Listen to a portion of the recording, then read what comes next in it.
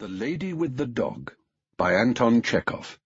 Translation by Constance Garnett. It was said that a new person had appeared on the seafront, a lady with a little dog. Dmitri Dmitrich Gurov, who had by then been a fortnight at Yalta, and so was fairly at home there, had begun to take an interest in new arrivals. Sitting in Verni's pavilion, he saw, walking on the seafront, a fair-haired young lady of medium height, wearing a beret. A white Pomeranian dog was running behind her. And afterwards he met her in the public gardens and in the square several times a day. She was walking alone, always wearing the same beret, and always with the same white dog. No one knew who she was, and everyone called her simply the Lady with the Dog. If she is here alone, without a husband or friends, it wouldn't be amiss to make her acquaintance, Gurov reflected. He was under 40, but he had a daughter already 12 years old, and 2 sons at school. He had been married young, when he was a student in his 2nd year, and by now his wife seemed half as old again as he. She was a tall, erect woman with dark eyebrows, staid and dignified, and, as she said of herself, intellectual.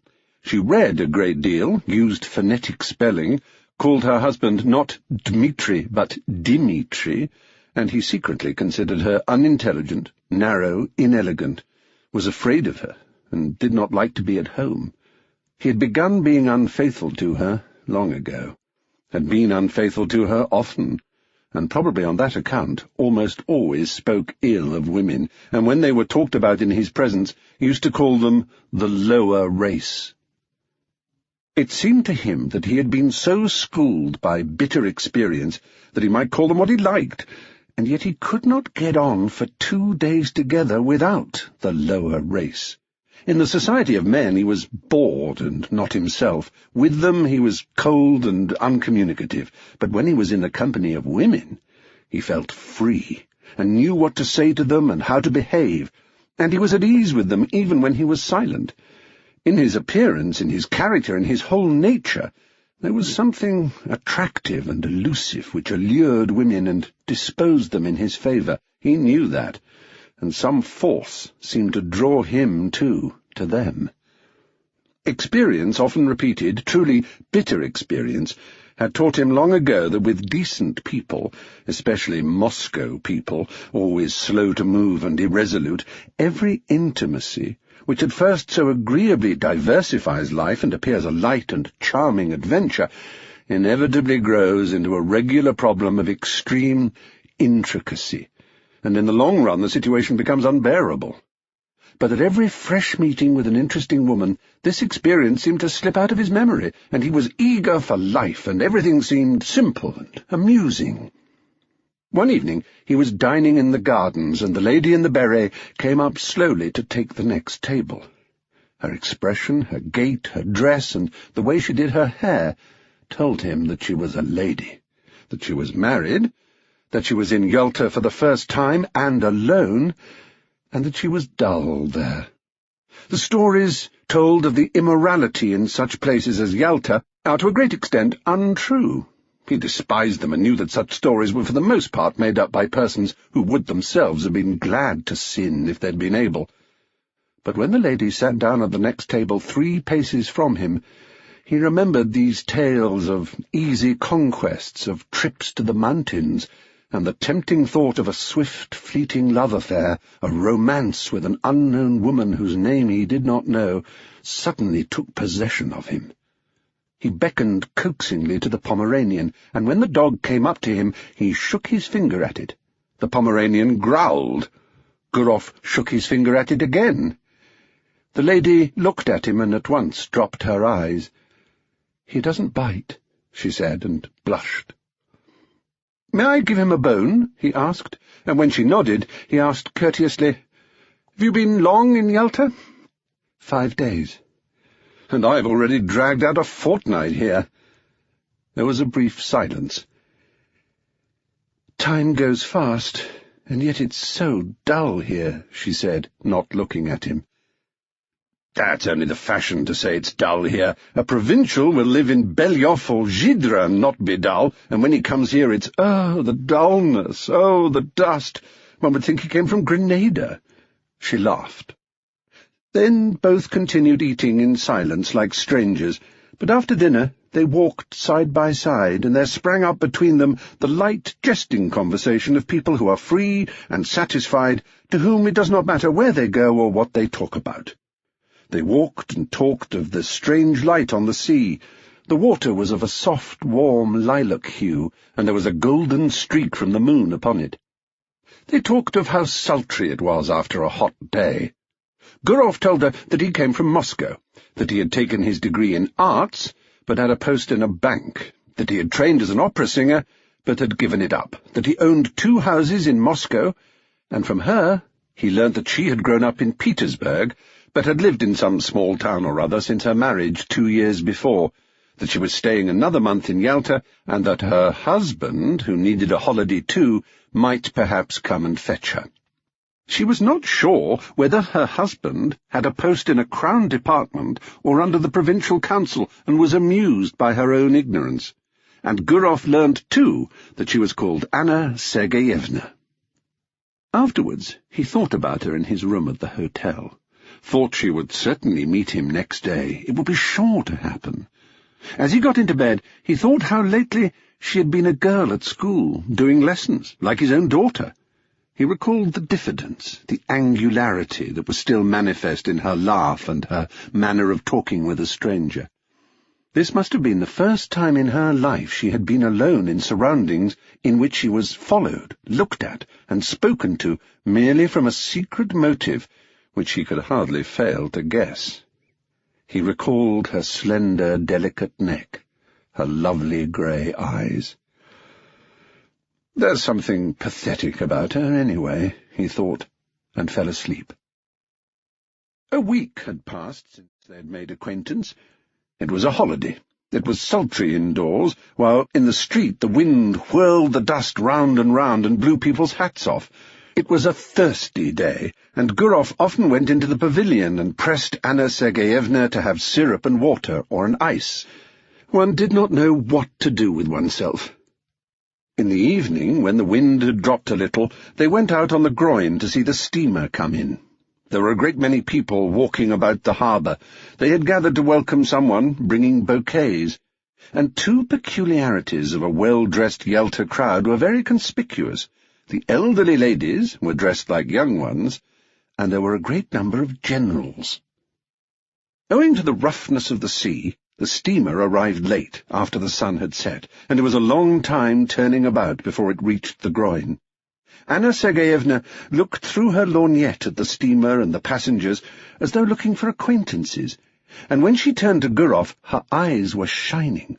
She talked a great deal and asked disconnected questions, forgetting next moment what she had asked. Then she dropped her lorgnette in the crush. The festive crowd began to disperse. It was too dark to see people's faces. The wind had completely dropped, but Gurov and Anna Sergeyevna still stood as though waiting to see someone else come from the steamer. Anna Sergeyevna was silent now, and sniffed the flowers without looking at Gurov. "The weather's better this evening," he said. "Where shall we go now? Shall we drive somewhere?" She made no answer. Then he looked at her intently, and all at once put his arm round her and kissed her on the lips, and breathed in the moisture and the fragrance of the flowers, and he immediately looked round him, anxiously wondering whether anyone had seen them. "Let us go to your hotel," he said softly, and both walked quickly. The room was close, and smelt of the scent she had bought at the Japanese shop. Gurov looked at her and thought, what different people one meets in the world. From the past he preserved memories of careless, good-natured women who loved cheerfully and were grateful to him for the happiness he gave them, however brief it might be, and of women like his wife who loved without any genuine feeling, with superfluous phrases, affectedly, hysterically, with an expression that suggested that it was not love nor passion, but something more significant. and of 2 or 3 others, very beautiful, cold women, on whose faces he had caught a glimpse of a rapacious expression, an obstinate desire to snatch from life more than it could give. And these were capricious, unreflecting, domineering, unintelligent women, not in their first youth, and when Gurov grew cold to them, their beauty excited his hatred, and the lace on their linen seemed to him like scales. But in this case, there was still the diffidence, the angularity of inexperienced youth, an awkward feeling, and there was a sense of consternation, as though someone had suddenly knocked at the door. The attitude of Anna Sergeyevna, the lady with the dog, to what had happened was somehow peculiar, very grave, as though it were her fall, so it seemed, and it was strange and inappropriate. Her face dropped and faded, and on both sides of it her long hair hung down mournfully. She mused in a dejected attitude, like the woman who was a sinner in an old-fashioned picture. "It's wrong," she said. "You will be the first to despise me now." There was a watermelon on the table. Gurov cut himself a slice and began eating it without haste. There followed at least half an hour of silence. Anna Sergeyevna was touching. There was about her the purity of a good, simple woman who had seen little of life. The solitary candle burning on the table threw a faint light on her face, yet it was clear that she was very unhappy. "How could I despise you?" asked Gurov. "You don't know what you're saying." "God forgive me," she said, and her eyes filled with tears. "It's awful. You seem to feel you need to be forgiven." "Forgiven? No, I'm a bad, low woman. I despise myself and don't attempt to justify myself. It's not my husband, but myself I have deceived. And not only just now. I've been deceiving myself for a long time. My husband may be a good, honest man, but he's a flunky. I don't know what he does there, what his work is, but I know he's a flunky. I was 20 when I was married to him. I've been tormented by curiosity. I wanted something better. There must be a different sort of life, I said to myself. I wanted to live, to live, to live. I was fired by curiosity. You don't understand it, but I swear to God, I could not control myself. Something happened to me. I couldn't be restrained. I told my husband I was ill and came here. And here I've been walking about as though I were dazed, like a mad creature. And now I've become a vulgar, contemptible woman whom anyone may despise." Gurov felt bored already listening to her. He was irritated by the naive tone, by this remorse, so unexpected and inopportune. But for the tears in her eyes, he might have thought she was jesting or playing a part. "I don't understand," he said softly. "What is it you want?" She hid her face on his breast and pressed close to him. believe me, I beseech you," she said. "I love a pure, honest life, and sin is loathsome to me. I don't know what I'm doing. Simple people say the evil one has beguiled me, and I may say of myself now that the evil one has beguiled me." "Hush, hush," he muttered. He looked at her fixed, scared eyes, kissed her, talked softly and affectionately, and by degrees she was comforted and her gaiety returned. They both began laughing. Afterwards, when they went out, there was not a soul on the seafront. The town, with its cypresses, had quite a death-like air, but the sea still broke noisily on the shore. A single barge was rocking on the waves, and a lantern was blinking sleepily on it. They found a cab and drove to Oreanda. "I found out your surname in the hall just now. It was written on the board. Von Dideritz," said Gurov. "Is your husband a German?" "No, I believe his grandfather was a German. He's an Orthodox Russian himself." At Oreanda, they sat on a seat not far from the church, looked down at the sea, and were silent. Yalta was hardly visible through the morning mist. White clouds stood motionless on the mountain-tops. The leaves did not stir on the trees, grasshoppers chirruped, and the monotonous hollow sound of the sea rising up from below spoke of the peace, of the eternal sleep awaiting us. So it must have sounded when there was no Yalta, no Oriander here. So it sounds now, and it will sound as indifferently and monotonously when we are all no more. And in this constancy, in this complete indifference to the life and death of each of us, there lies hid, perhaps, a pledge of our eternal salvation, of the unceasing movement of life upon earth, of unceasing progress towards perfection. Sitting beside a young woman who in the dawn seemed so lovely, soothed and spellbound in these magical surroundings, the sea, mountains, clouds, the open sky, Gurov thought how in reality everything is beautiful in the world when one reflects. Everything except what we think or do ourselves when we forget our human dignity and the higher aims of our existence.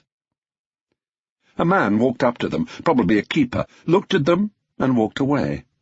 And this detail seemed mysterious and beautiful, too. They saw a steamer come from Theodosia, with its lights out in the glow of dawn. "There is dew on the grass," said Anna Sergeyevna after a silence. "Yes, it's time to go home." They went back to the town. Then they met every day at 12 o'clock on the seafront, lunched and dined together, went for walks, admired the sea. She complained that she slept badly, that her heart throbbed violently, asked the same questions, troubled now by jealousy and now by the fear that he did not respect her sufficiently. And often in the square or gardens, when there was no one near them, he suddenly drew her to him and kissed her passionately. Complete idleness, these kisses in broad daylight while he looked round in dread of someone seeing them, the heat, the smell of the sea, and the continual passing to and fro before him of idle, well-dressed, well-fed people, made a new man of him. He told Anna Sergeyevna how beautiful she was, how fascinating. He was impatiently passionate. He would not move a step away from her, while she was often pensive and continually urged him to confess that he did not respect her, did not love her in the least, and thought of her as nothing but a common woman. Rather late, almost every evening, they drove somewhere out of town, to Oriander or to the waterfall, and the expedition was always a success. The scenery invariably impressed them as grand and beautiful. They were expecting her husband to come, but a letter came from him saying that there was something wrong with his eyes, and he entreated his wife to come home as quickly as possible. Anna Sergeyevna made haste to go. "It's a good thing I'm going away," she said to Gurov. "It's the finger of destiny." She went by coach, and he went with her. They were driving the whole day. When she had got into a compartment of the express, and when the second bell had rung, she said, "Let me look at you once more. Look at you once again." "That's right." She did not shed tears, but was so sad that she seemed ill and her face was quivering. "I shall remember you, think of you," she said. "God be with you. Be happy. Don't remember evil against me. We're parting forever. It must be so, for we ought never to have met. Well, God be with you." The train moved off rapidly. Its lights soon vanished from sight, and a minute later there was no sound of it, as though everything had conspired together to end as quickly as possible that sweet delirium, that madness. Left alone on the platform and gazing into the dark distance, Gurov listened to the chirrup of the grasshoppers and the hum of the telegraph wires, feeling as though he had only just woken up. And he thought, musing, that there had been another episode or adventure in his life, and it, too, was at an end, and nothing was left of it but a memory. He was moved, sad, and conscious of a slight remorse. This young woman, whom he would never meet again, had not been happy with him. He was genuinely warm and affectionate with her, but yet in his manner, his tone, and his caresses, there had been a shade of light irony, the coarse condescension of a happy man who was, besides, almost twice her age. All the time she had called him kind, exceptional, lofty. Obviously he had seemed to her different from what he really was, so he had, unintentionally, deceived her. Here at the station was already a scent of autumn. It was a cold evening. "It's time for me to go north," thought Gurov as he left the platform. High time.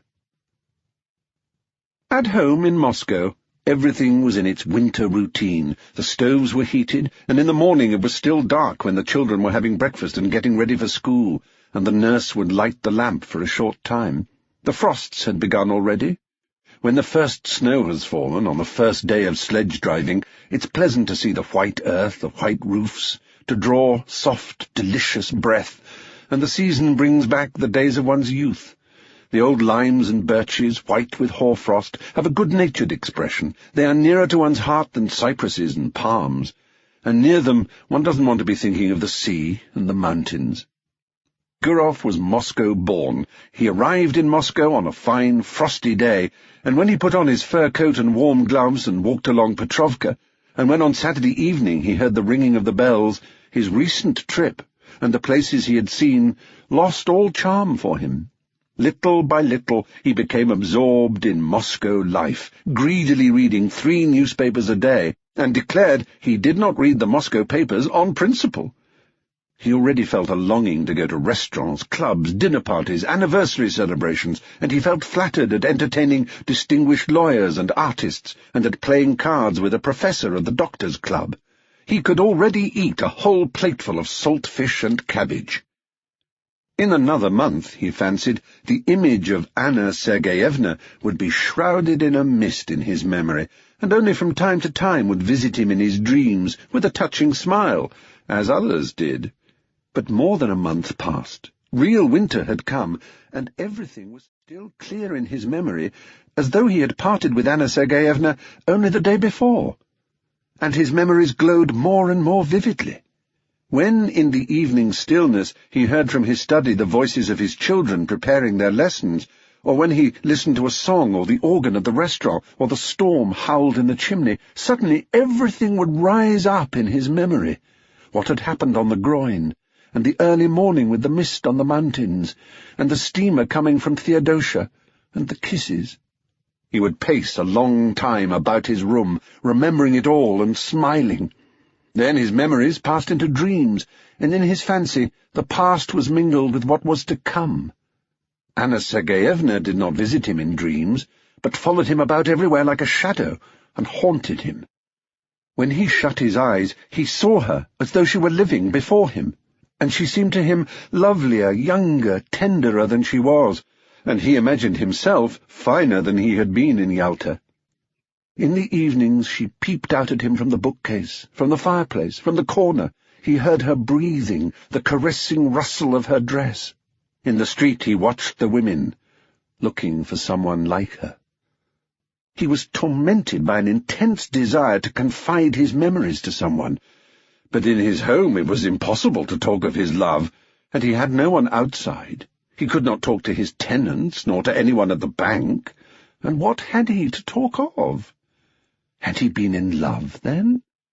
Had there been anything beautiful, poetical, or edifying, or simply interesting in his relations with Anna Sergeyevna? And there was nothing for him but to talk vaguely of love, of woman, and no one guessed what it meant. Only his wife twitched her black eyebrows and said, "The part of a lady-killer does not suit you at all, Dmitri." One evening, coming out of the Doctors' Club with an official with whom he'd been playing cards, he could not resist saying, "If only you knew what a fascinating woman I made the acquaintance of in Yalta." The official got onto his sledge and was driving away, but turned suddenly and shouted, "Dmitri Dmitrich?" "What?" "You were right this evening. The sturgeon was a bit too strong." These words, so ordinary, for some reason moved Gurov to indignation and struck him as degrading and unclean. What savage manners! What people! What senseless nights! What uninteresting, uneventful days!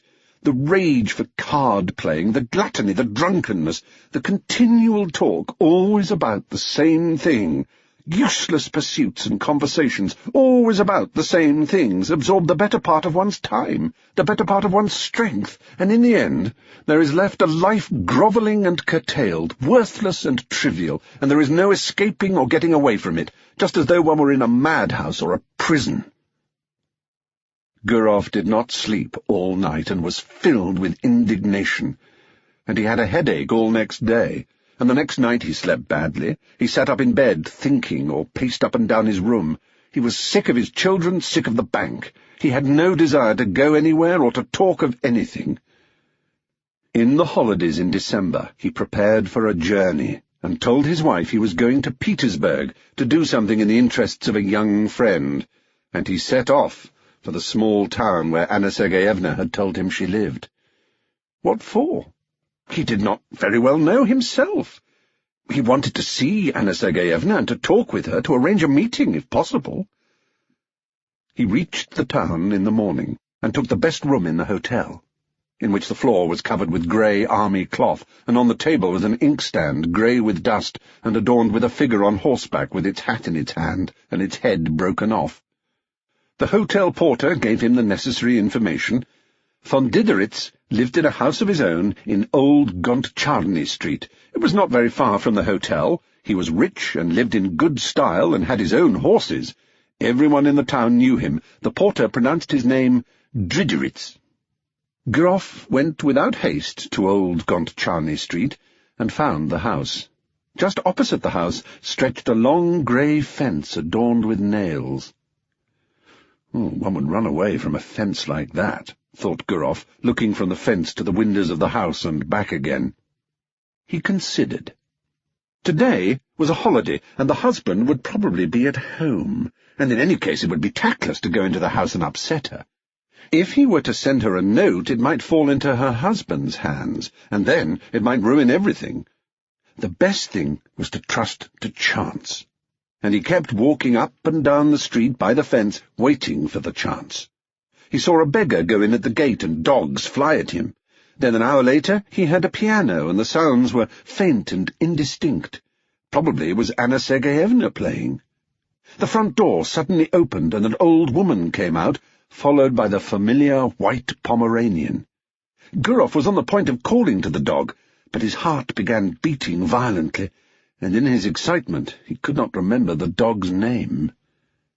He walked up and down, and loathed the grey fence more and more, and by now he thought irritably that Anna Sergeyevna had forgotten him, and was perhaps already amusing herself with someone else, and that was very natural in a young woman who had nothing to look at from morning till night but that confounded fence. He went back to his hotel room, and sat for a long while on the sofa, not knowing what to do. Then he had dinner and a long nap.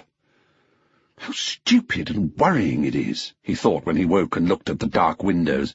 It was already evening. Here I've had a good sleep for some reason. What shall I do in the night? He sat on the bed, which was covered by a cheap grey blanket, such as one sees in hospitals, and he taunted himself in his vexation. So much for the lady with the dog, so much for the adventure. You're in a nice fix. That morning at the station, a poster in large letters had caught his eye. The geisha was to be performed for the first time. He thought of this and went to the theatre. It's quite possible she may go to the first performance, he thought. The theatre was full. As in all provincial theatres, there was a fog above the chandelier, the gallery was noisy and restless. In the front row, the local dandies were standing up before the beginning of the performance with their hands behind them. In the governor's box, the governor's daughter, wearing a boa, was sitting in the front seat, while the governor himself lurked modestly behind the curtain, with only his hands visible. The orchestra was a long time tuning up. The stage curtain swayed. All the time the audience were coming in and taking their seats. Gurov looked at them eagerly. Anna Sergeyevna, too, came in. She sat down in the third row, and when Gurov looked at her, his heart contracted, and he understood clearly that for him there was in the whole world no creature so near, so precious, and so important to him. She, this little woman, in no way remarkable, lost in a provincial crowd, with a vulgar lorgnette in her hand, filled his whole life now, was his sorrow and his joy, the one happiness that he now desired for himself, and to the sounds of the inferior orchestra, of the wretched provincial violins, he thought how lovely she was. He thought and dreamed. A young man with small side-whiskers, tall and stooping, came in with Anna Sergeyevna and sat down beside her. He bent his head at every step and seemed to be continually bowing. Most likely this was the husband whom, at Gelter, in a rush of bitter feeling, she had called a flunkey. And there really was in his long figure, his side whiskers, and the small bald patch on his head something of the flunkey's obsequiousness. His smile was sugary, and in his buttonhole there was some badge of distinction like the number on a waiter. During the first interval, the husband went away to smoke. She remained alone in her stall. Gurov, who was sitting in the stalls too, went up to her and said in a trembling voice with a forced smile, "Good evening." She glanced at him and turned pale, then glanced again with horror, unable to believe her eyes, and tightly gripped the fan and the lorgnette in her hands, evidently struggling with herself not to faint. Both were silent. She was sitting, he was standing, frightened by her confusion and not venturing to sit down beside her. The violins and the flute began tuning up. He felt suddenly frightened. It seemed as though all the people in the boxes were looking at them. She got up and went quickly to the door. He followed her, and both walked senselessly along passages and up and down stairs, and figures in legal, scholastic, and civil service uniforms, all wearing badges, flitted before their eyes. They caught glimpses of ladies, of fur coats hanging on pegs. The draughts blew on them, bringing a smell of stale tobacco, and Gurov, whose heart was beating violently, thought, "Oh, heavens! Why are these people here in this orchestra?" And at that instant he recalled how, when he had seen Anna Sergeyevna off at the station, he had thought that everything was over and they would never meet again. But how far they still were from the end. On the narrow, gloomy staircase, over which was written, "To the amphitheatre," she stopped. "How you frighten me," she said, breathing hard, still pale and overwhelmed. "Oh, how you frighten me! I'm half dead. Why have you come? Why?" "But do understand, Anna. Do understand," he said hastily in a low voice. "I entreat you to understand." She looked at him with dread, with entreaty, with love. She looked at him intently to keep his features more distinctly in her memory. "I'm so unhappy," she went on, not heeding him. "I've thought of nothing but you all the time. I live only in the thought of you, and I wanted to forget you. But why, oh, why have you come?" On the landing above them, 2 schoolboys were smoking and looking down, but that was nothing to Gurov. He drew Anna Sergeyevna to him and began kissing her face, her cheeks, and her hands. "What are you doing? What are you doing?" she cried in horror, pushing him away. "We are mad! Go away today. Go away at once. I beseech you by all that is sacred, I implore you. There are people coming this way." Someone was coming up the stairs. "You must go away," Anna Sergeyevna went on in a whisper. "Do you hear, Dmitri Dmitrich? I will come and see you in Moscow. I've never been happy. I'm miserable now, and I never shall be happy. Never. Don't make me suffer still more. I swear I'll come to Moscow, but now let us part. My precious, good, dear one, we must part." She pressed his hand and began rapidly going downstairs, looking round at him, and from her eyes he could see that she really was unhappy. Gurov stood for a little while, listened, then, when all sound had died away, he found his coat and left the theatre. And Anna Sergeyevna began coming to see him in Moscow. Once in 2 or 3 months she left her town, telling her husband that she was going to consult a doctor about an internal complaint, and her husband believed her and did not believe her. In Moscow she stayed at the Slaviansky Bazaar Hotel, and at once sent a man in a red cap to Gurov. Gurov went to see her, and no one in Moscow knew of it. Once he was going to see her in this way, on a winter morning. The messenger had come the evening before when he was out. With him walked his daughter, whom he wanted to take to school. It was on the way. Snow was falling in big, wet flakes. "It's 3 degrees above freezing point, and yet it's snowing," said Gurov to his daughter. "The thaw is only on the surface of the earth. There is quite a different temperature at a greater height in the atmosphere." "And why are there no thunderstorms in the winter, father?" He explained that, too. He talked, thinking all the while that he was going to see her, and no living soul knew of it, and probably never would know. He had 2 lives, one open, seen, and known by all who cared to know, full of relative truth and of relative falsehood, exactly like the lives of his friends and acquaintances, and another life running its course in secret. And through some strange, perhaps accidental conjunction of circumstances, everything that was essential, of interest and of value to him, everything in which he was sincere and did not deceive himself, everything that made the kernel of his life, was hidden from other people. And all that was false in him, the sheath in which he hid himself to conceal the truth, such, for instance, as his work in the bank, his discussions at the club, his lower race, his presence with his wife at anniversary festivities, all that was open, and he judged of others by himself, not believing in what he saw, and all people. And all that was false in him, the sheath in which he hid himself to conceal the truth, such, for instance, as his work in the bank, his discussions at the club, his lower race, his presence with his wife at anniversary festivities, all that was open, and he judged of others by himself, not believing in what he saw, and always believing that every man had his real, most interesting life under the cover of secrecy and under the cover of night. All personal life rested on secrecy, and possibly it was partly on that account that civilized man was so nervously anxious that personal privacy should be respected. After leaving his daughter at school, Gurov went on to the Slaviansky Bazaar. He took off his fur coat below, went upstairs, and softly knocked at the door. Anna Sergeyevna, wearing his favourite grey dress, exhausted by the journey and the suspense, had been expecting him since the evening before. She was pale. She looked at him and did not smile, and he had hardly come in when she fell on his breast. Their kiss was slow and prolonged, as though they had not met for 2 years.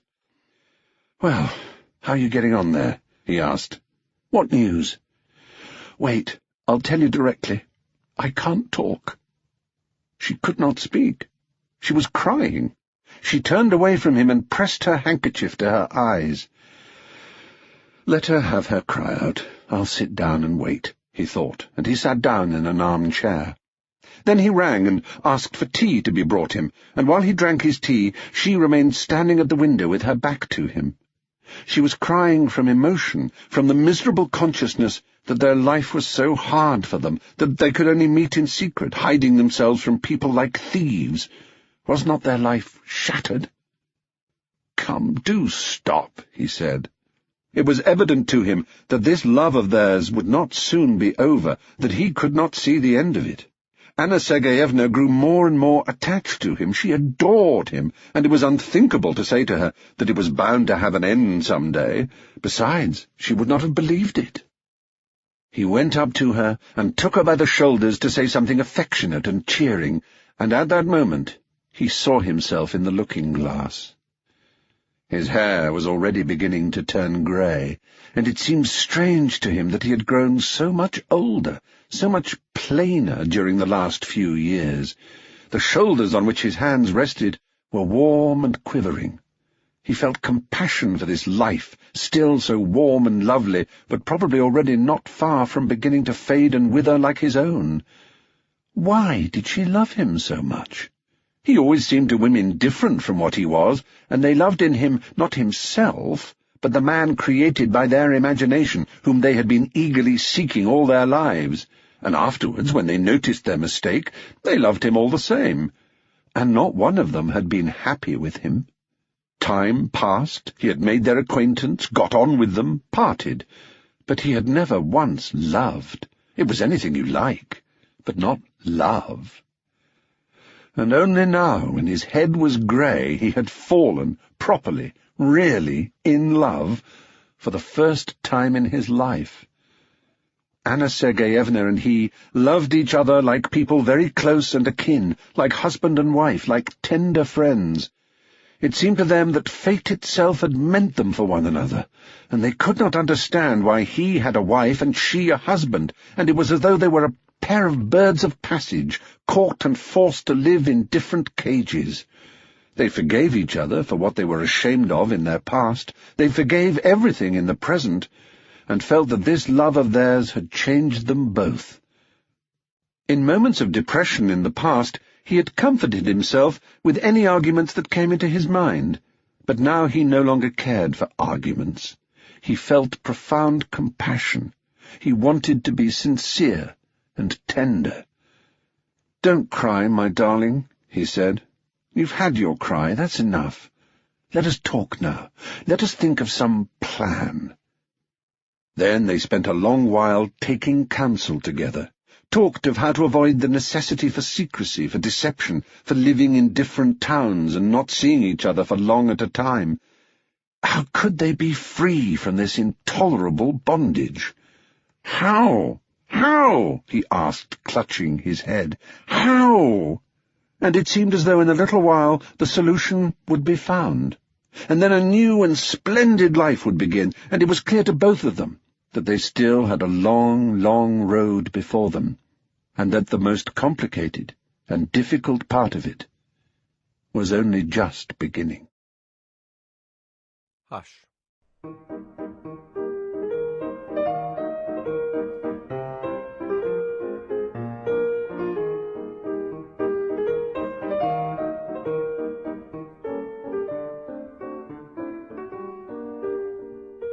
Ivan Yegorich Krasnyin, a fourth-rate journalist, returns home late at night, grave and careworn, with a peculiar air of concentration.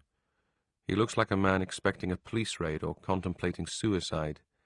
Pacing about his rooms, he halts abruptly, ruffles up his hair, and says in the tone in which Laertes announces his intention of avenging his sister, "Shattered, soul-weary, a sick load of misery on the heart, and then to sit down and write, and this is called life? How is it nobody has described the agonizing discord in the soul of a writer who has to amuse the crowd when his heart is heavy, or to shed tears at the word of command when his heart is light? I must be playful, coldly unconcerned, witty, but what if I am weighed down with misery? What if I am ill, or my child is dying, or my wife in anguish?" He says this, brandishing his fists and rolling his eyes. Then he goes into the bedroom and wakes his wife. "Nadia," he says, "I'm sitting down to write. Please don't let anyone interrupt me. I can't write with children crying or cook snoring. See, too, that there's tea and steak or something. You know that I can't write without tea. Tea is the one thing that gives me the energy for my work." Returning to his room, he takes off his coat, waistcoat, and boots. He does this very slowly. Then, assuming an expression of injured innocence, he sits down to his table. There is nothing casual, nothing ordinary on his writing table. Down to the veriest trifle, everything bears the stamp of a stern, deliberately planned program. Little busts and photographs of distinguished writers, heaps of rough manuscripts, a volume of Bielinski with a page turned down, part of a skull by way of an ashtray, a sheet of newspaper folded carelessly, but so that a passage is uppermost, boldly marked in blue pencil with the word disgraceful. There are a dozen sharply pointed pencils, and several pen-holders fitted with new nibs, put in readiness that no accidental breaking of a pen may for a single second interrupt the flight of his creative fancy.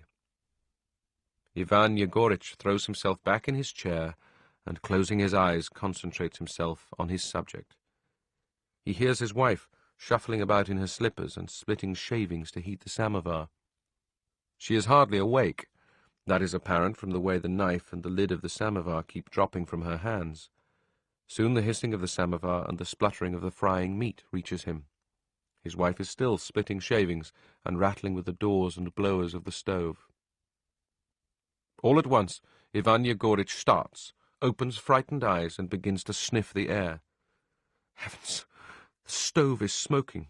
He groans, grimacing with a face of agony. Smoking! That insufferable woman makes a point of trying to poison me. How, in God's name, am I to write in such surroundings? Kindly tell me that. He rushes into the kitchen and breaks into a theatrical wail. When, a little later, his wife, stepping cautiously on tiptoe, brings him in a glass of tea, he is sitting in an easy-chair, as before, with his eyes closed, absorbed in his article. He does not stir, drums lightly on his forehead with 2 fingers, and pretends he is not aware of his wife's presence. His face wears an expression of injured innocence. Like a girl who has been presented with a costly fan, he spends a long time coquetting, grimacing, and posing to himself before he writes the title. He presses his temples, he wriggles, and draws his legs up under his chair as though he were in pain, or half closes his eyes languidly like a cat on the sofa. At last, not without hesitation, he stretches out his hand towards the inkstand, and with an expression as though he were signing a death warrant, writes the title. "Mummy, give me some water," he hears his son's voice. "Hush," says his mother. "Daddy's writing. Hush." Daddy writes very, very quickly, without corrections or pauses. He has scarcely time to turn over the pages. The busts and portraits of celebrated authors look at his swiftly racing pen, and, keeping stock still, seem to be thinking, "Oh my, how you are going at it!" "Sh!" squeaks the pen. "Sh!" whispers the author's, when his knee jolts the table and they are set trembling. All at once Krasniin draws himself up, lays down his pen, and listens. He hears an even, monotonous whispering. It is Foma Nikolaevich, the lodger in the next room, saying his prayers. "I say," cries Krasniin, "couldn't you please say your prayers more quietly? You prevent me from writing." "Very sorry," Foma Nikolaevich answers timidly. After covering 5 pages, Krasniin stretches and looks at his watch. "Goodness, 3 o'clock already," he moans. "Other people are asleep while I alone must work." Shattered and exhausted, he goes with his head on one side to the bedroom to wake his wife, and says in a languid voice, "Nadja, get me some more tea. I feel weak." He writes till 4 o'clock, and would readily have written till 6 if his subject had not been exhausted. Coquetting and posing to himself and the inanimate objects about him, far from any indiscreet critical eye, tyrannizing and domineering over the little ant-hill that fate has put in his power, are the honey and the salt of his existence. And how different is this despot here at home from the humble, meek, dull-witted little man we are accustomed to see in the editor's offices. "I am so exhausted that I am afraid I shan't sleep," he says as he gets into bed. "Our work, this cursed, ungrateful, hard labour, exhausts the soul even more than the body. I'd better take some bromide. God knows, if it were not for my family, I'd throw up the work. To write to order. It is awful." He sleeps till 12 or 1 o'clock in the day. Sleeps a sound, healthy sleep. Ah, how he would sleep, what dreams he would have, how he would spread himself if he were to become a well-known writer, an editor, or even a sub-editor. "He has been writing all night," whispers his wife with a scared expression on her face. "Shh!" No one dares to speak or move or make a sound. His sleep is something sacred, and the culprit who offends against it will pay dearly for his fault. "Hush!" floats over the flat. "Hush!"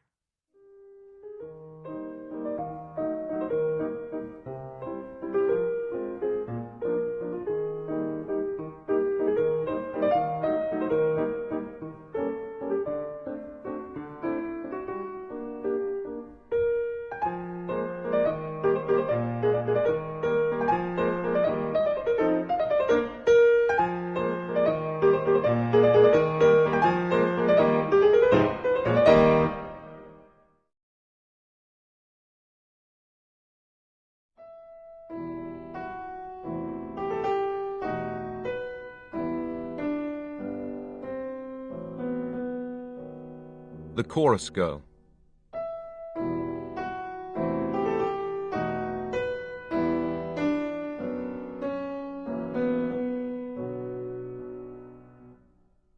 One day, when she was younger and better looking, and when her voice was stronger, Nikolai Petrovich Kolpakov, her adorer, was sitting in the outer room in her summer villa. It was intolerably hot and stifling. Kolpakov, who had just dined and drunk a whole bottle of inferior port, felt ill-humoured and out of sorts. Both were bored and waiting for the heat of the day to be over in order to go for a walk. All at once there was a sudden ring at the door. Kolpakov, who was sitting with his coat off, in his slippers, jumped up and looked inquiringly at Pasha. "It must be the postman or one of the girls," said the singer. Kolpakov did not mind being found by the postman or Pasha's lady friends, but by way of precaution gathered up his clothes and went into the next room, while Pasha ran to open the door. To her great surprise, in the doorway stood not the postman and not a girlfriend, but an unknown woman, young and beautiful, who was dressed like a lady, and from all outward signs was one. The stranger was pale, and was breathing heavily as though she had been running up a steep flight of stairs. "What is it?" asked Pasha. The lady did not at once answer. She took a step forward, slowly looked about the room, and sat down in a way that suggested that from fatigue, or perhaps illness, she could not stand. Then for a long time her pale lips quivered, as she tried in vain to speak. "Is my husband here?" she asked at last, raising to Pasha her big eyes with their red tear-stained lids. "Husband?" whispered Pasha, and was suddenly so frightened that her hands and feet turned cold. "What husband?" she repeated, beginning to tremble. "My husband, Nikolai Petrovich Kolpakov." No, madam, I don't know any husband." A minute passed in silence. The stranger several times passed her handkerchief over her pale lips, and held her breath to stop her inward trembling, while Pasha stood before her motionless like a post, and looked at her with astonishment and terror. "So you say he is not here?" the lady asked, this time speaking with a firm voice and smiling oddly. I don't know who it is you're asking about." "You are horrid, mean, vile," the stranger muttered, scanning Pasha with hatred and repulsion. Yes, you are horrid. I am very, very glad that at last I can tell you so." Pasha felt that on this lady in black, with the angry eyes and white slender fingers, she produced the impression of something horrid and unseemly, and she felt ashamed of her chubby red cheeks, the pockmark on her nose, and the fringe on her forehead, which never could be combed back. And it seemed to her that if she had been thin, and had had no powder on her face and no fringe on her forehead, then she could have disguised the fact that she was not respectable, and she would not have felt so frightened and ashamed to stand facing this unknown, mysterious lady. "Where is my husband?" the lady went on. "Though I don't care whether he is here or not, but I ought to tell you that the money has been missed, and they are looking for Nikolai Petrovich. They mean to arrest him. That's your doing." The lady got up and walked about the room in great excitement. Pasha looked at her, and was so frightened that she could not understand. "He'll be found and arrested today," said the lady, and she gave a sob, and in that sound could be heard her resentment and vexation. "I know who has brought him to this awful position. Low, horrid creature, loathsome, mercenary hussy." The lady's lips worked, and her nose wrinkled up with disgust. "I am helpless. Do you hear? You low woman, I am helpless. You are stronger than I am, but there is one to defend me and my children. God sees all. He is just. He will punish you for every tear I have shed, for all my sleepless nights. The time will come. You will think of me." Silence followed again. The lady walked about the room and wrung her hands, while Pasha still gazed blankly at her in amazement, not understanding and expecting something terrible. "I know nothing about it, madam," she said, and suddenly burst into tears. "You are lying!" cried the lady, and her eyes flashed angrily at her. "I know all about it. I've known you a long time. I know that for the last month he has been spending every day with you." "Yes, what then? What of it? I have a great many visitors, but I don't force anyone to come. He is free to do as he likes." "I tell you, they have discovered that money is missing. He has embezzled money at the office for the sake of such a creature as you. For your sake he has actually committed a crime." "Listen," said the lady in a resolute voice, stopping short, facing Pasha. "You can have no principles. You live simply to do harm. That's your object. But one can't imagine you have fallen so low that you have no trace of human feeling left. He has a wife, children. If he is condemned and sent into exile, we shall starve, the children and I. Understand that. And yet there is a chance of saving him and us from destitution and disgrace. If I take them 900 roubles today, they will let him alone. Only 900 roubles. What 900 roubles? Pasha asked softly. I don't know. I haven't taken it. I am not asking you for 900 roubles. You have no money, and I don't want your money. I ask you for something else. Men usually give expensive things to women like you. Only give me back the things my husband has given you. Madam, he has never made me a present of anything, Pasha wailed, beginning to understand. Where is the money? He has squandered his own and mine and other people's. What has become of it all? Listen, I beg you. I was carried away by indignation and have said a lot of nasty things to you, but I apologize. You must hate me, I know, but if you are capable of sympathy, put yourself in my position. I implore you to give me back the things. Said Pasha, and she shrugged her shoulders.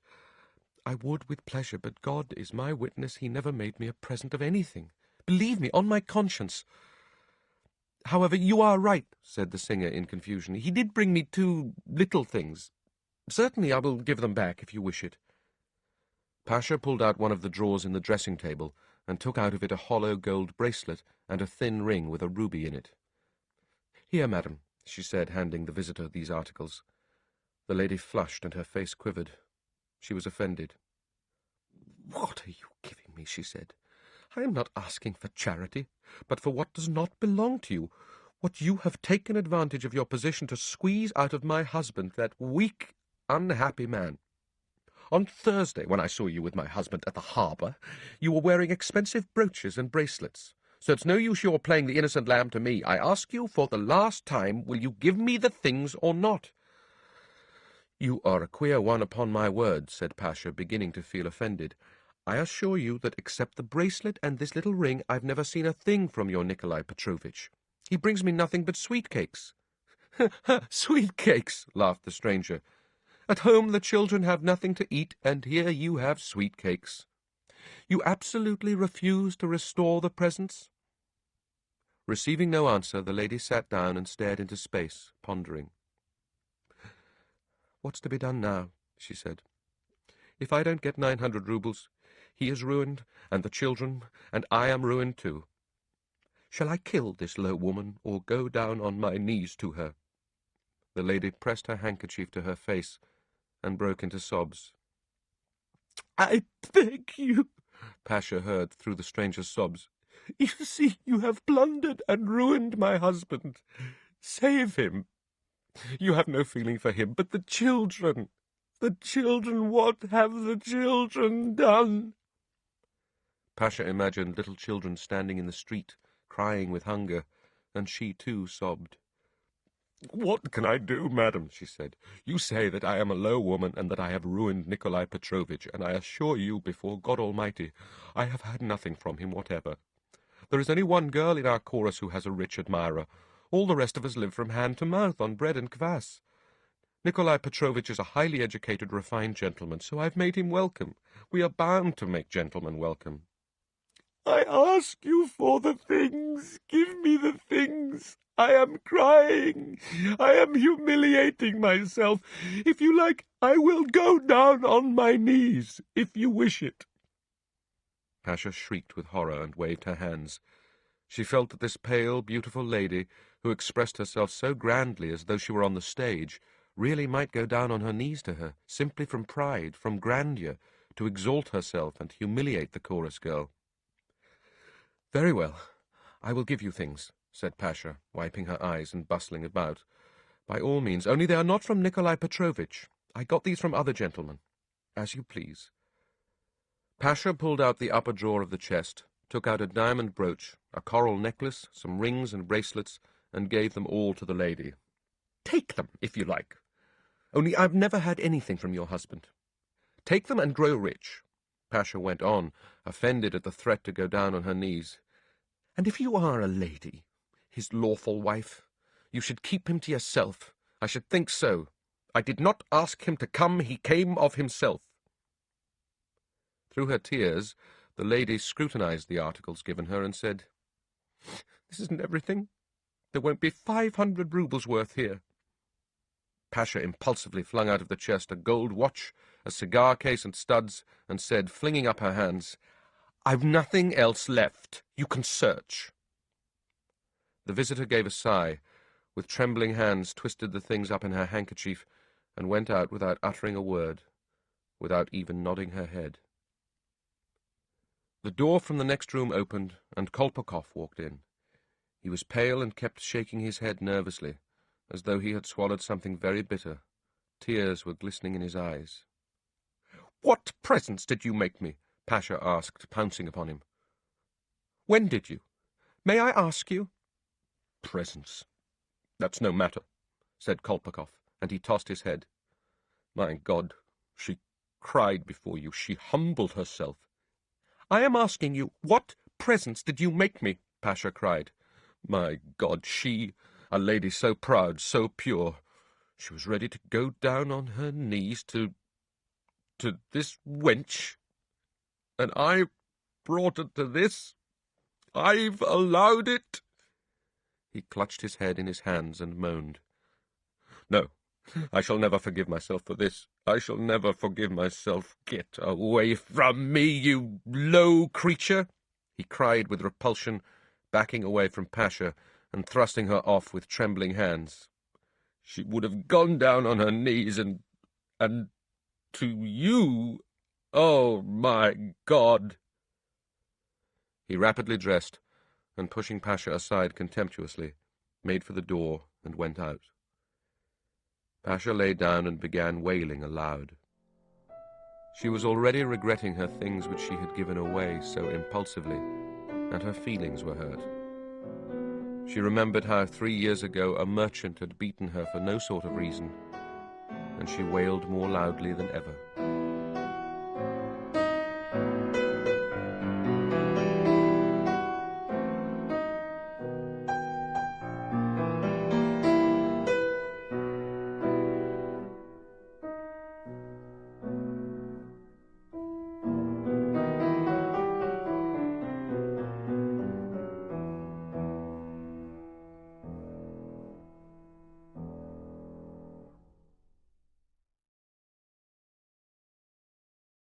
An Actor's End.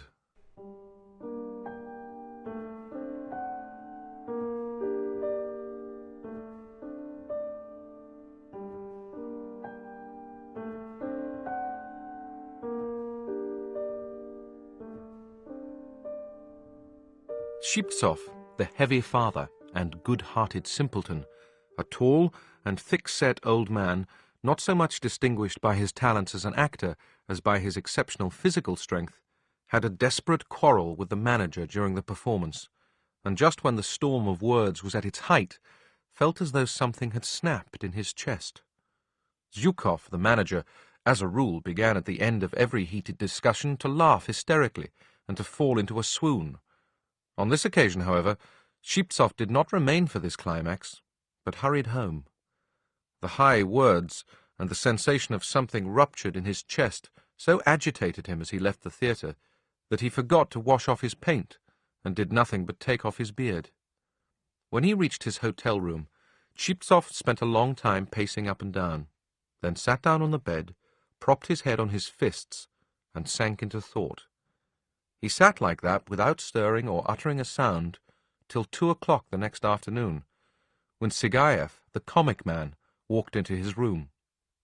"Why didn't you come to the rehearsal, Booby Ivanitch?" the comic man began, panting and filling the room with fumes of vodka. "Where have you been?"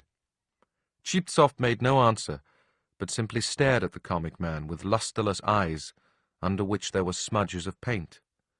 "You might at least have washed your phiz," Sigayev went on. "You are a disgraceful sight. Have you been boozing, or... Are you ill, or what?" "But why don't you speak? I'm asking you. Are you ill?" Shiptsov did not speak. In spite of the paint on his face, the comic man could not help noticing his striking pallor, the drops of sweat on his forehead, and the twitching of his lips. His hands and feet were trembling too, and the whole huge figure of the good-natured simpleton looked somehow crushed and flattened. The comic man took a rapid glance round the room, but saw neither bottle nor flask, nor any other suspicious vessel. "I say, Miss Shutka, you know you are ill. he said in a flutter. "Strike me dead, you are ill. You don't look yourself." Shiptsov remained silent and stared disconsolately at the floor. "You must have caught cold," said Sergeyev, taking him by the hand. "Oh dear, how hot your hands are. What's the trouble?" "I want to go home," muttered Shiptsov. "But you are at home now, aren't you?" "No, to Vyazma." "Oh, my, anywhere else it would take you 3 years to get to your Vyazma. What, do you want to go and see your daddy and mummy? I'll be bound they've kicked the bucket years ago. You won't find their graves." "My home's there." "Come, it's no good giving way to the dismal dumps. These neurotic feelings are the limit, old man. You must get well, for you have to play Mitka in the Terrible Tsar tomorrow. There is nobody else to do it. Drink something hot and take some castor oil. Have you got the money for some castor oil? Or stay, I'll run and buy some." The comic man fumbled in his pockets, found a 15-kopeck piece, and ran to the chemist's. A quarter of an hour later he came back. "Come, drink it," he said, holding the bottle to the heavy father's mouth. "Drink it straight out of the bottle. All at a go. That's the way. Now nibble at a clove, that your very soul mayn't stink of the filthy stuff." The comic man sat a little longer with his sick friend, then kissed him tenderly and went away.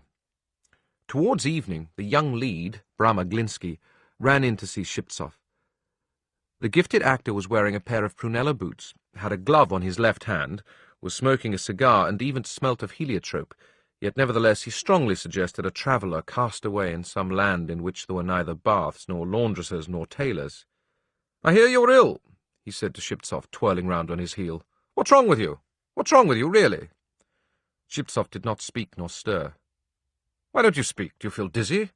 Oh, well, don't talk. I won't pester you. Don't talk." Branagh, that was his stage name. In his passport he was called Gushkov, walked away to the window, put his hands in his pockets, and fell to gazing into the street. Before his eyes stretched an immense waste, bounded by a grey fence, beside which ran a perfect forest of last year's burdocks. Beyond the waste ground was a dark, deserted factory with windows boarded up. A belated jackdaw was flying round the chimney. This dreary, lifeless scene was beginning to be veiled in the dusk of evening. "I must go home," the young lead heard. "Where is home?" "To Vyazma, to my home." "It is 1,000 miles to Vyazma, my boy," sighed Branagh, drumming on the window-pane. "And what do you want to go to Vyazma for?" "I want to die there." "What next now? He's dying. He's fallen ill for the first time in his life, and already he fancies that his last hour is come. No, my boy, no cholera will carry off a buffalo like you. You'll live to be 100. Where's the pain?" "There's no pain, but I feel—" "You don't feel anything. It all comes from being too healthy. Your surplus energy upsets you. You ought to get jolly tight. Drink, till your whole inside is topsy-turvy. Getting drunk is wonderfully restoring. Do you remember how screwed you were at Rostov-on-the-Don? Good Lord, the very thought of it is alarming. Sashka and I together could only just carry in the barrel, and you emptied it alone and even sent for rum afterwards. You got so drunk you were catching devils in a sack and pulled a lamppost up by the roots. Do you remember? Then you went off to beat the Greeks." Under the influence of these agreeable reminiscences, Shiptsov's face brightened a little, and his eyes began to shine. "And do you remember how I beat Savoykin, the manager?" he muttered, raising his head. "But there, I've beaten 33 managers in my time, and I can't remember how many smaller fry. And what managers they were! Men who would not permit the very winds to touch them. I've beaten 2 celebrated authors, and 1 painter." "What are you crying for?" "At Cherson I killed a horse with my fists, and at Taganrog some roughs fell upon me at night, 15 of them. I took off their caps, and they followed me, begging, 'Uncle, give us back our caps.' That's how I used to go on." "What are you crying for, then, you silly?" "But now it's all over. I feel it. If only I could go to Vyazma. A pause followed. After a silence, Shiptsov suddenly jumped up and seized his cap. He looked distraught. "Goodbye. I am going to Vyazma," he articulated, staggering. "And the money for the journey? I shall go on foot." "You are crazy." The two men looked at each other, probably because the same thought of the boundless plains, the unending forests and swamps, struck both of them at once. "Well, I see you have gone off your head," the young lead commented. "I'll tell you what, old man, first thing go to bed, then drink some brandy and tea to put you into a sweat, and some castor oil, of course. Stay, where am I to get some brandy?" Brahmaglinsky thought a minute, then made up his mind to go to a shopkeeper called Madame Citrinnikov to try and get it from her on tick. Who knows? Perhaps the woman would feel for them and let them have it. The young lead went off, and half an hour later returned with a bottle of brandy and some castor oil. Shiptsov was sitting motionless as before on the bed, gazing dumbly at the floor. He drank the castor oil offered him by his friend like an automaton, with no consciousness of what he was doing. Like an automaton, he sat afterwards at the table and drank tea and brandy. Mechanically, he emptied the whole bottle and let the young lead put him to bed. The latter covered him up with a quilt and an overcoat, advised him to get into a perspiration, and went away. The night came on. Shiptsov had drunk a great deal of brandy, but he did not sleep. He lay motionless under the quilt and stared at the dark ceiling. Then, seeing the moon looking in at the window, he turned his eyes from the ceiling towards the companion of the earth, and lay so with open eyes till the morning. At 9 o'clock in the morning, Zhukov, the manager, ran in. "What has put it into your head to be ill, my angel?" he cackled, wrinkling up his nose. "I, a man with your physique, has no business to be ill. For shame, for shame. Do you know, I was quite frightened. Can our conversation have had such an effect on him, I wondered. My dear soul, I hope it's not through me you've fallen ill. You know, you gave me as good as... And besides, comrades can never get on without words. You called me all sorts of names, and have gone at me with your fists, too, and yet I am fond of you. Upon my soul I am. I respect you, and am fond of you. Explain, my angel, why I am so fond of you. You are neither kith, nor kin, nor wife, but as soon as I heard you had fallen ill, it cut me to the heart." Zhukov spent a long time declaring his affection, then fell to kissing the invalid, and finally was so overcome by his feelings that he began laughing hysterically, and was even meaning to fall into a swoon, but probably remembering that he was not at home, nor at the theatre, put off the swoon to a more convenient opportunity, and went away. Soon after him, Adabashev, the tragic actor, a dingy, short-sighted individual who talked through his nose, made his appearance. For a long while he looked at Shiptsov. For a long while he pondered, and at last he made a discovery. "You know what, Mifa?" he said, pronouncing through his nose, F instead of sh, and assuming a mysterious expression. "You know what? You ought to have a dose of castor oil." Shiptsov was silent. He remained silent, too, a little later, as the tragic actor poured the loathsome oil into his mouth. 2 hours later, Yevlampi, or as the actors for some reason called him, Rigoletto, the hairdresser of the company, came into the room. He, too, like the tragic man, stared at Shiptsov for a long time, then sighed like a steam engine, and slowly and deliberately began untying a parcel he had brought with him. In it there were 20 cups and several little flasks. "You should have sent for me, and I would have cupped you long ago," he said, tenderly baring Shiptsov's chest. "It is easy to neglect illness." Thereupon Rigoletto stroked the broad chest of the heavy father, and covered it all over with suction cups. "Yes," he said, as after this operation he packed up his paraphernalia, crimson with Shiptsov's blood. "You should have sent for me, and I would have come. You needn't trouble about payment. I do it from sympathy. Where are you to get the money if that idol won't pay you? Now, please, take these drops. They are nice drops. And now you must have a dose of this castor oil. It's the real thing. That's right. I hope it will do you good. Well, now, goodbye." Rigoletto took his parcel and withdrew, pleased that he had been of assistance to a fellow creature. The next morning, Sigayev, the comic man, going in to see Shiptsov, found him in a terrible condition. He was lying under his coat, breathing in gasps, while his eyes strayed over the ceiling. In his hands he was crushing convulsively the crumpled quilt. "Tu Vyazma," he whispered when he saw the comic man. "Tu Vyazma." "Come, I don't like that, old man," said the comic man, flinging up his hands. You see, old man, that's not the thing. Excuse me, but it's positively stupid. To go to Vyazma. My God, to Vyazma.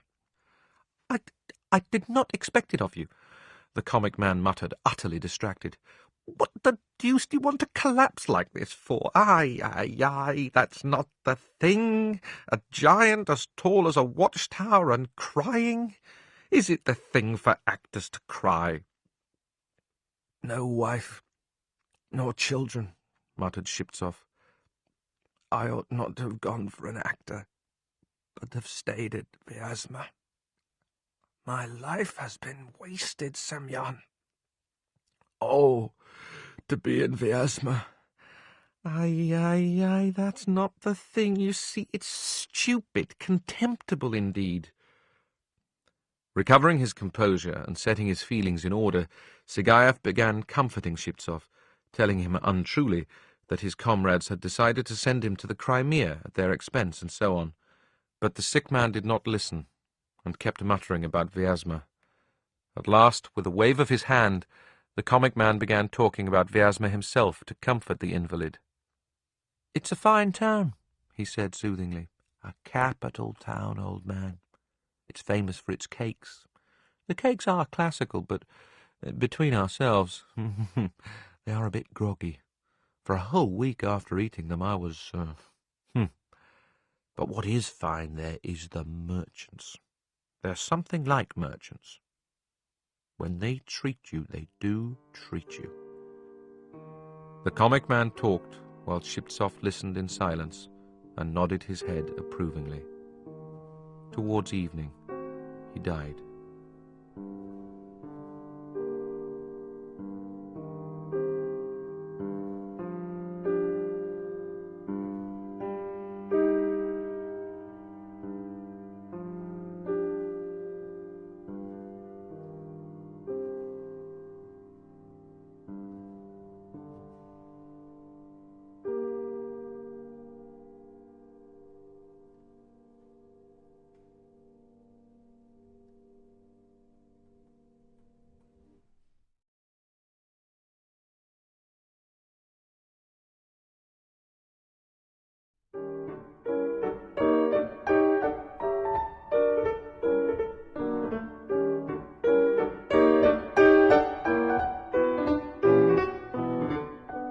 The Orator.